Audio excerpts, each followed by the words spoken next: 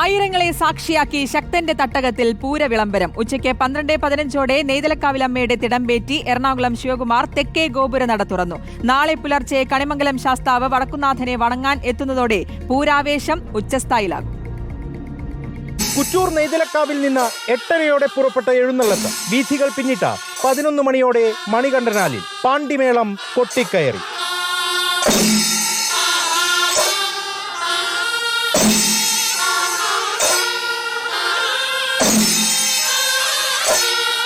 നിലപാട് തറയിൽ ശംഖനാദം മുഴങ്ങിയതിന് പിന്നാലെ നെയ്തലക്കാവിലമ്മ ക്ഷേത്ര മതിൽക്കെട്ടിനകത്ത് പ്രവേശിച്ചു. ആസ്വാദകർ കാത്തിരുന്ന പൂരവിളംബരം.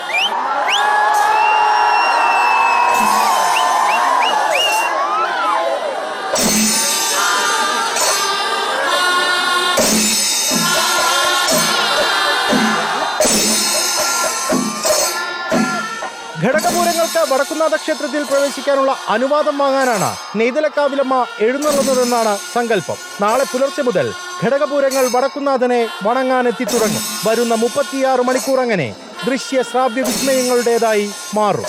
റിപ്പോർട്ടർ, തൃശൂർ.